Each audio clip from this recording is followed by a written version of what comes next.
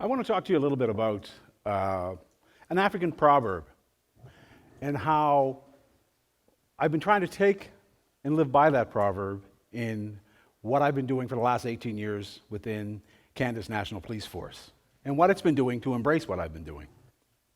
The proverb says that until the story of the hunt is told by the lion, the story of the hunt will always glorify the hunter. Interesting. When I look at history and think about how throughout all civilizations there's been a need to record, and there's also been a need for, within those civilizations, within those societies, for there to be law enforcement, and for there to be somebody who will keep people in check with regard to the social and societal norms that fit within the context of those societies. And so in looking at that, we know that they're there because through succeeding generations, we've been able to look at that documentation. We've been able to look at the written history. We've been able to go and see that it's all there. And realistically, really, what it's saying is, if you don't have a written history, if you don't have that evidence that's written down there, then really you didn't exist or you're not important. 1998, the 125th anniversary of the Royal Canadian Mounted Police. And when we look back over that history, and we look at the documentation, and we look at the material, we see that the evidence isn't there to support there being anything other than one set group within society who represents that organization. And that there's no cultural diversity, there's no multiculturalism. You could look at posters, pictures, coasters, t-shirts, and I can go on. But there's nothing there that says that there's any evidence that anybody ever existed within the organization, for the most part, other than white males. Do we know that that's not true? Sure we do. I'm standing here before you now as an 18-year member of that organization. But there had to be a way and a starting point to make sure that there was some inclusion. And not only just for it to be there, just for the sake of that information being there for people to see or to talk about, it needed to be there to recognize the Canadian mosaic that exists. It needed to be there to talk about the fact that we've all made contributions to Canadian society. It needed to be there so that the lion did get to have the opportunity to talk about the hunt and to look at the hunt from his vantage point or her vantage point. And so that's the backdrop by which You'd Better Be White by 6 a.m. became a reality. It became the evidence to support the fact that we are here. And in doing so, in putting it together, and having it out there for people to look at, the hope really, and it's not a hope by me, it's a hope that's held by a lot, that it helps to do its small part to eradicate racism and discrimination. That by having it out there for people to see, talk about, learn from, read, that they start to recognize the fact that when we talk about people's written history, when we talk about people's contributions, what we're really talking about is creating mutual respect for one another.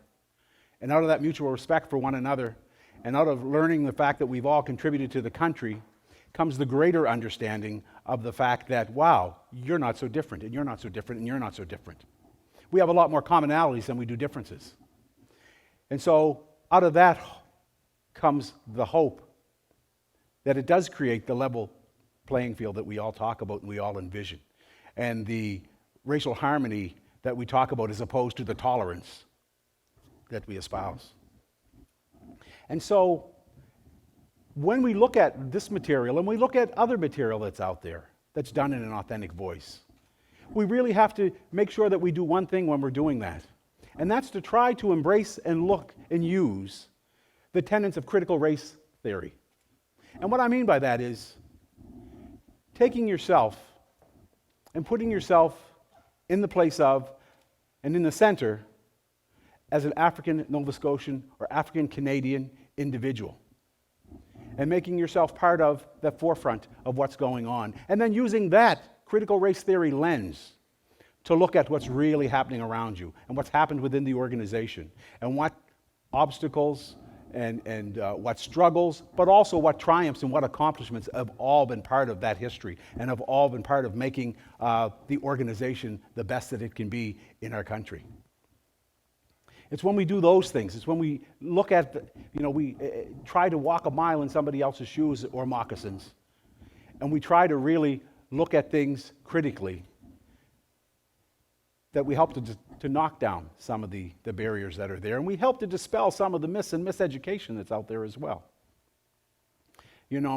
As I said, 125 years ago, 125 years was recognized in 1998. Since then, we've made some strides. Since then, we've done some more things. But it wasn't until we started to put some documentation out there that people started to realize the fact that there was a different face, that there was a multicultural face to Canada's National Police Force. Because if you go from coast to coast to coast, for the most part, you could be on one of the Trans-Canada highways, be pulled over, and never see anybody that looks like me, or anybody that's racially visible. And so it's by giving people the opportunity to expose themselves to the material that's out there.